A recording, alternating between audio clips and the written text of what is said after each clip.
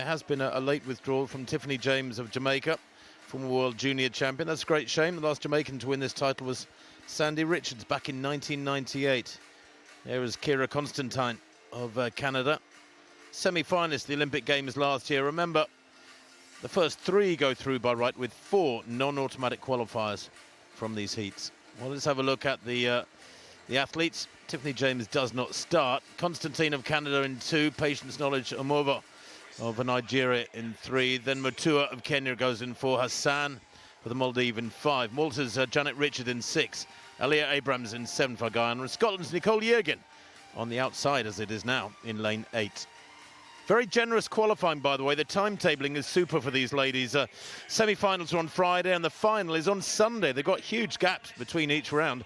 There is Nicole Yergin, the 24-year-old Scot, semi-finalist at the World Championships in Eugene. She's had a super season, 51 at 17, her best. But last year she did dip under 51. There's Guyana's Aliyah Abrams, semi-finalist at the World Championships 3 years ago, and is semi-finalist again in Eugene a couple of weeks back. In lane 6, there is Janet Richard of Malta. Equalled their national record back in 2020 with 54.06. Might struggle in this sort of company. Let's hope she can go quicker still. South Himna Hassan of the Maldives goes in lane 5. Just 20 years old. Has never broken 57.5 seconds. Never progressed beyond a heat, despite attending a great number of championships. In lane 4, that is Veronica Mutua, a semi-finalist at the Commonwealth Games 4 years ago. She's in the police force back in Kenya. 3rd in the African Championships in early June in Mauritius. There's Knowledge Omova, the Nigerian champion, back in late June. It's her first major senior international championships. She is the Nigerian champion this year. And Kira Constantine of Canada goes on the inside in lane 2. The Toronto athlete was 4th in the Canadian Championships in a season's best of 51.78, but she has run under 51. This promises then to be a very competitive second heat. The qualifying conditions reasonably generous. The first 3 go through by right, and then if you do finish 4th but have a solid race, you've got a good chance of getting one of those non-automatic qualifier spots, and then 48 hours rest until the semi-finals on Friday. 2 heats to come after this. Constantine of Canada in 2, Omova of Nigeria in 3, then Mutura of Kenya in 4, the Maldive athlete Hassan in 5, Richard of Malta in 6, Abrams of Guyana 7, Nicole Yergin, almost in front of a home crowd. The Scot goes in lane 8.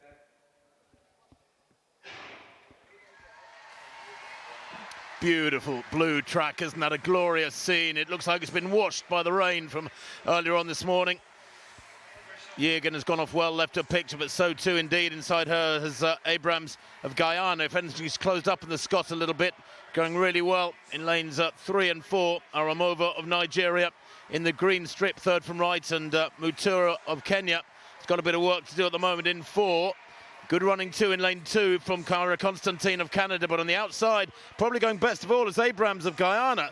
The Guyana athlete leading off the final bend into the straight, although really good running and a well-judged race from the Canadian Constantine in 2. So far, Yergin's got a bit of work to do. Yergin in the blue for Scotland nearest the camera, getting into 3rd place. The winner's going to go to Constantine in lane 2. A really solid run from her. 2nd there is Abrams in lane 7, and Yergin does take that vital 3rd spot. Qualifies by right, 52.03 there, the winning time for Constantine. That's only a couple of clicks outside her season's best, so a really solid run. Not quite as quick as Uhurugu's winning time in the first heat. That was 51.34, but a job really well done there by Kira Constantine of Canada. Yeah, you said it was going to be competitive, Tim, and it was. Quite a lot of energy was expended in that second heat. Hands on hips. Even when you're tired, you just have to walk off, pretend you're not. Don't show your competitors any fatigue in any shape or form. And as you say, Yergin got out to a good start. Another athlete in good form this year, the Scottish athlete, born in Maryland in the USA. Had her upbringing over there, but her mother hails from Dunfermline and was cleared to represent Scotland in May in 2020. But she'd already had the stagger, hadn't she, outside of her. Dragged back by Abrams in lane number 7. So running to 300 metres. And you talked about the schedule. The semi-final is on Friday. The final is on Sunday. 2 days between every round. Every athlete's different. Did you ever enjoy that, Kath? I hated rest days. That much luxury? Why? I love them. No. I don't want to go back to when the world was grey 22 years ago, but in Sydney 2000, we had 4 rounds, a heat, a second round, a semi and a final on consecutive days. And we liked it because it doesn't give your body a chance to relax. It doesn't give your body a chance to shut down, because when you shut down, then you have to get back up again. Really? For some athletes, it's hard. But isn't a one-off race fresh better than a series of races close together? Everybody's different, Tim. We had it at the World Championships recently, the 400-metre schedule for the likes of Matt Hudson-Smith, who's coming up shortly, and Michael Norman. It was really spaced out and rest days were given. Everybody's different, of course.